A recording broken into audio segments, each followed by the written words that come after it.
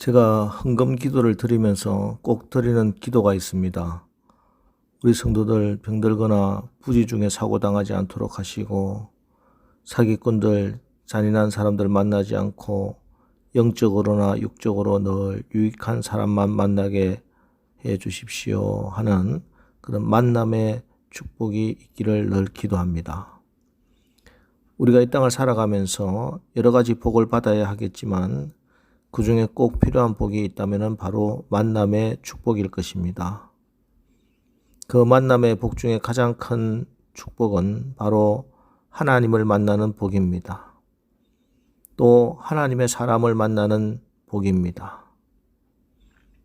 우리가 성경을 읽어보면 성경이 바로 이 만남의 책인 것을 알 수가 있습니다. 성경에는 하나님께서 우리 인간을 만나주신 그런 이야기로 가득 차 있습니다. 성경은 하나님이 어떻게 사람을 만나주시는가, 또 하나님을 만난 사람들이 어떻게 변화되고 그 귀한 사실을 증거하고 있는가, 이런 내용들로 가득 기록되어 있습니다. 오늘 사도행전 10장은 베드로가 고넬료라고 하는 사람을 만나는 내용입니다. 베드로는 식민지 백성인 유대인이고 고넬료는 정복자 로마 군인 장교입니다. 전혀 만날 수 없는 두 사람이 하나님의 섭리 가운데, 하나님의 축복 가운데 만나게 됩니다. 예수님 당시에 유대 땅 북부 지중해 연안에 가이사라라고 하는 곳에 로마 총독부가 있었습니다. 그리고 고넬료라 하는 로마군의 백부장이 그곳에 주둔군의 일원으로 파견되었습니다. 백부장이란 수하에 100명의 군사를 거느린 로마군의 장교를 말합니다. 보통 점령국 주둔군 장교는 힘없는 식민지 백성에 대해서 한껏 거드름을 피우고 식민지 백성들을 거칠게 다루기 마련이지요. 그런데 고넬료는 달랐습니다. 많이 달랐습니다. 그는 식민지 백성인 유대인들에게 힘껏 도움을 베풀었고 좋은 일, 선한 일을 많이 합니다. 주둔군 장교라는 오만함을 떨쳐버리고 유대인의 친구가 되어서 그들을 형제처럼 친실하게 대했습니다. 이 같은 고넬료의 행동은 위선이 아니라 마음속에서 우러난 진심이었습니다. 그래서 유대인들은 고넬료에 대해서 칭송을 아끼지 않았다고 오늘 사도행전 10장 22절에서 저희가 대답하되 백부장 고넬료는 의인이요 하나님을 경외하는 자라 유대 온 족속이 칭찬하더니 하고 증거하고 있습니다. 뿐만 아니라 그가 어떤 경로로 믿음을 받아들이게 되었는지 성경은 자세히 소개하고 있지는 않지만 그가 믿음도 아주 좋았던 사람임을 이렇게 말씀하고 있습니다. 사도행전 10장 2절 그가 경건하여 온 지방과 더불어 하나님을 경외하며 백성을 많이 구제하고 하나님께 항상 기도하더니,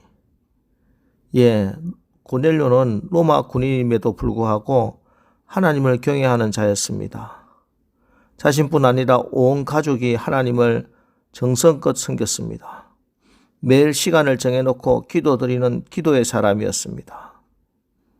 그런 고넬료를 하나님은 모두 굽어보고 계셨습니다.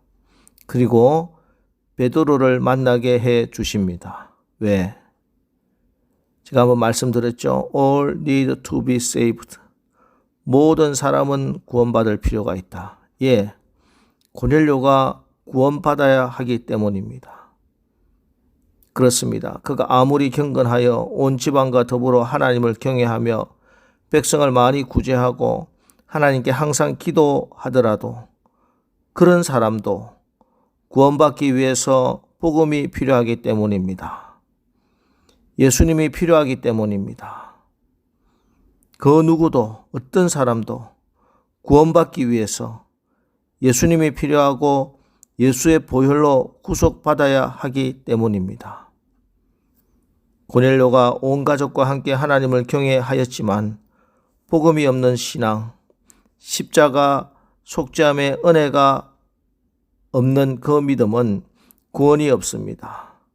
오직 예수 그분의 이름으로, 예수님의 십자가 은혜로 믿음으로 구원을 받는 것입니다.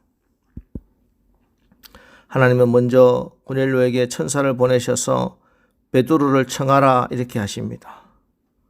그리고 베드로에게는 환상을 보이시며 고넬료의 집에 가라고 하셨습니다.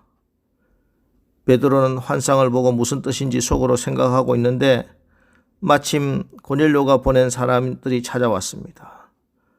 그때 천사는 베드로에게 일어나 내가 그들을 보냈으니 의심하지 말고 그들과 함께 가라 이렇게 합니다. 그렇게 해서 베드로는 고넬료의 집에 왔습니다. 그리고 고넬료 집은 이방인 최초로 하나님께 예배드리는 가정교회가 되는 축복의 주인공이 됩니다. 고넬료는 베드로에게 이제 우리는 주께서 당신에게 명령하신 모든 것을 듣고자 하여 다 하나님 앞에 있나이다 이렇게 말합니다. 고넬료의 이 말은 하나님께 예배드리는 우리의 자세를 가르쳐주는 말씀입니다. 예배드리는 이 한 시간 하나님께서 명하신 말씀을 듣고자 하나님 앞에 서 있다는 것을 늘 기억해야 됩니다. 하나님 앞에서 하나님의 명하신 말씀을 듣는다면 자세가 달라져야 할 것입니다. 우리는 지금 이 새벽 첫 시간 하나님께 예배하고 있습니다.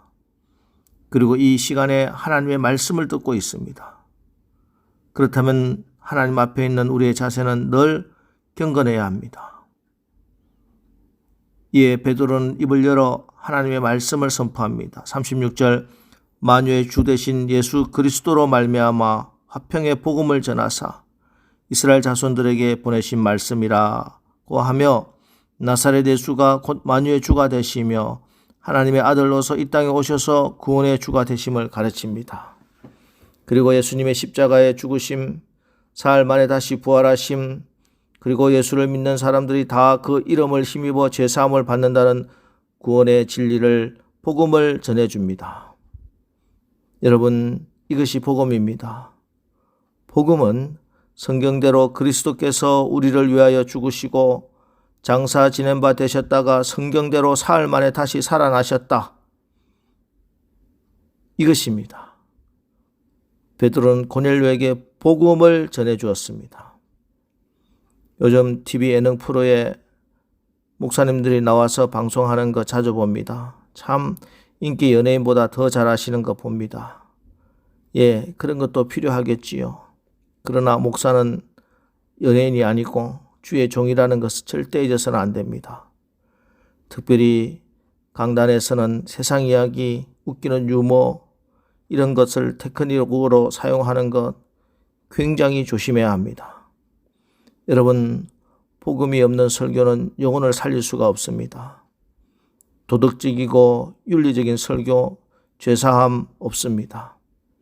기복적인 설교, 사람들이 좋아하고 호응하지만 구원이 없습니다. 오늘 베드로의 설교, 예수 그리스도의 죽음과 부활만을, 오직 복음만을 전했습니다.